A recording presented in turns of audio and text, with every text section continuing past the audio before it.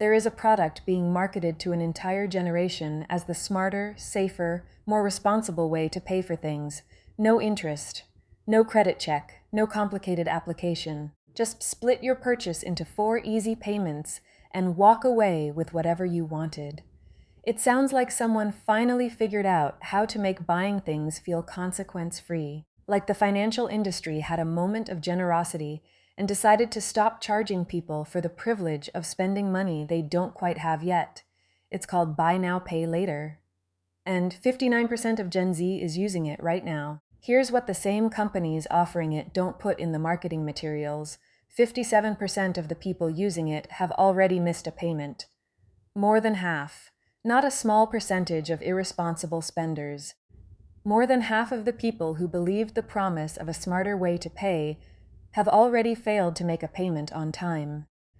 And when you miss a payment on a product that was sold to you as interest-free, the system that was pretending to be your friend reveals exactly what it actually is. My name is Astrid, and today we're going to look at what BNPL actually is, how it actually works, and why the generation that grew up being warned about credit card debt walked directly into something that, in many cases, is significantly worse. Subscribe if you want the honest picture of the financial products being designed to extract money from people who think they found a loophole. Let's start with what BNPL looks like from the outside, because the design is genuinely brilliant, and it's worth understanding why it works so well before we get to why it's dangerous. You're checking out online. You've got $180 worth of things in your cart. You're about to close the tab because $180 feels like too much right now. And then you see it, a small button beneath the payment options. Pay in 4, $45 today, $45 in 2 weeks, $45 in 4 weeks, $45 in 6 weeks. No interest. 45. That's it. That's all you have to think about. The $180 has disappeared. The number on your screen is $45, and $45 is completely manageable. You click it. You check out. You feel like you did something smart. This is not an accident. The entire interface was designed around this moment. The psychology of BNPL is built on one foundational insight. People don't think in totals, they think in payments. And if you can reduce any purchase to a small enough payment, the friction between wanting something and buying it effectively disappears. The companies that built BNPL, Affirm, Afterpay, Klarna, Zip, and a dozen others, are not charities. They are not financial innovations designed to help consumers. They are businesses with investors, revenue targets, and monetization models that depend on you spending more than you would have spent without them. The interest-free framing is not generosity. It is a customer acquisition strategy. Here is how they actually make money. First, merchant fees. When you use BNPL at checkout, the retailer pays the BNPL company between 3% and 8% of the transaction value. The retailer pays this willingly because BNPL dramatically increases conversion rates. The percentage of people who actually complete a purchase instead of abandoning their cart. They're paying for customers who would have walked away without the payment option. Second, late fees. When you miss a payment, and 57% of users do, the fees start. They vary by provider, but they can quickly add up to a significant percentage of the original purchase. Third, interest on extended plans. The pay-in-4 model is often interest-free, but most BNPL providers also offer longer financing windows, 6 months, 12 months, sometimes longer, and these products carry interest rates that range from 10% to 36% APR. The 0% is the front door. The longer-term products are the business. This is not a conspiracy, it's a business model. But understanding the business model is what allows you to make an informed decision about whether to use the product. Now let's talk about what happens at the consumer level when this system scales to the size it's reached in 2026. LendingTree released data earlier this year that should have been a national conversation and instead barely registered. 57% of Gen Z BNPL users have missed a payment as of early 2026, not 10%, not 20%. 57%.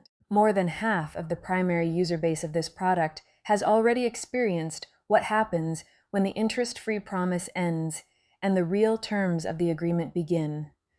But the LendingTree number is just the surface. Underneath it is a behavioral pattern that makes BNPL significantly more dangerous than credit cards for a specific type of spender. And it's worth understanding exactly why. With a credit card, your debt is consolidated. You have one account, one balance, one statement that arrives at the end of the month and shows you the complete picture of what you owe. It's uncomfortable to look at. It's designed to be. The credit card industry figured out long ago that a single consolidated statement is, paradoxically, one of the better accountability mechanisms in consumer finance. You see the number, you feel the number, you make a decision about it. BNPL fragments the debt. Instead of one place where all your obligations live, you have 4 different purchases across 3 different providers with 12 different payment dates spread across the next 8 weeks. And because each individual payment is small, $45 here, $32 there, $28 somewhere else, none of them feel like a debt problem. They feel like scheduling until the week when 3 of them hit on the same day. And your account doesn't have what it needs to cover all 3 simultaneously. And the fees start. And one of the BNPL providers reports the missed payment to a credit bureau. And the purchase you made because it felt like $45 has now cost you significantly more than $180 and left a mark on your credit history. This is not an edge case. This is what the 57% number represents in real human terms. There's a second layer to this that almost nobody is talking about, and it connects directly to the financial situation that Gen Z is navigating in 2026 specifically. Gen Z is carrying more credit card debt than millennials did at the same age. They have higher student loan balances on average. They're entering a labor market where AI is compressing entry-level salaries in professional fields, where the cost of housing has structurally exceeded what most starting salaries can support, and where the everyday cost of groceries, gas, and basic goods has increased significantly due to tariffs and sustained inflation. This is the financial environment in which BNPL exploded, not because a generation is irresponsible, but because a generation with tight budgets and genuine needs encountered a product specifically designed to make spending feel smaller than it is, at exactly the moment when their budgets had the least room for error. The cruelty of the timing is not accidental. BNPL grew fastest during the period when financial pressure on younger consumers was highest.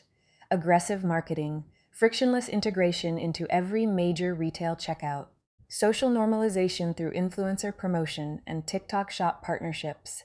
The infrastructure for spending with BNPL became easier, faster, and more ubiquitous than almost any other payment method. At the precise moment when the people most likely to use it had the least financial cushion to absorb the consequences of using it badly. When a product that trains you to think in payments rather than totals is marketed to people who are already operating in a tight budget, people who know intellectually that $180 is too much, but feel emotionally that $45 is fine. The predictable outcome is debt that accumulates in ways that are difficult to track, difficult to face, and disproportionately expensive to unwind. Here's something that the "it's just 4 easy payments" framing also hides. What BNPL does to your spending ceiling. When you buy something with cash or a debit card, your spending is physically constrained by what exists in your account. When you buy with a credit card, there's a limit, a number beyond which the card stops working. Both of these create natural friction that has some, however imperfect, relationship with your actual financial capacity. BNPL removes that friction more completely than either of those options. Because the question is never, can I afford $180? The question is always, can I afford $45 right now? And almost everyone can afford $45 right now, which means the spending ceiling effectively disappears, not because people have more money, because the product makes it feel like they do. The research on this is consistent. Studies across multiple markets show that consumers spend 10% to 40% more when they use BNPL compared to paying full price upfront. More specifically, they buy things they wouldn't have bought at all without the option. Not just the same things at lower psychological cost, but new purchases triggered by the existence of the payment option. The cart grows because the friction disappeared, For the retailer, this is purely good news. For the consumer, it means their spending is being shaped by a product whose entire purpose is to remove the resistance between wanting something and buying it. Your spending is higher than it would have been. Your budget is tighter, and the debt, fragmented, invisible in aggregate, easy to lose track of, is growing. Now let's talk about the credit damage component, because this is the part that most BNPL users don't find out about until the damage is done. When you apply for a credit card, the issuer pulls your credit report. You know this. It shows up as an inquiry. But most BNPL products advertise no credit check required as a feature, and for the initial approval, they're often telling the truth. They use alternative data or soft checks that don't affect your score to approve you, what they don't emphasize nearly as clearly. Some BNPL providers report your payment history to credit bureaus, and all of them can report delinquencies when you miss payments, which means you can open multiple BNPL accounts without ever seeing your score affected, spend across all of them, miss payments on a couple, and suddenly have delinquency marks on a credit report you didn't know was being tracked. This matters enormously because credit damage compounds. The person who misses 2 BNPL payments in 2026 may not feel the consequence until 2028, when they try to rent an apartment, finance a car, or qualify for a mortgage. And they can't understand why their application is being declined, or their rate is higher than expected. The connection between the $45 purchase they couldn't cover in February and the apartment application that gets denied in 2 years is invisible. That invisibility is not a design flaw. It is part of why the product is so effective at extracting money from people over time. So what do you actually do with all of this? If you've never used BNPL, the framework is simple. Treat it like any other form of debt, because that's exactly what it is. Before you use it for any purchase, ask yourself the same question you'd ask before putting something on a credit card. If I didn't have this option, would I still buy this thing? If the answer is no, if the existence of the payment option is what's making the purchase feel possible, then the BNPL is not helping you afford something. It is helping you spend money you don't have on something you don't need, at a cost you haven't fully calculated. That is the definition of a financial trap, regardless of what the checkout button calls itself. If you're currently using BNPL and you have multiple active plans across multiple purchases, stop right now and list them all in one place. Every provider, every balance, every payment date. The single most dangerous thing about fragmented debt is the inability to see its total, make it visible, add it up.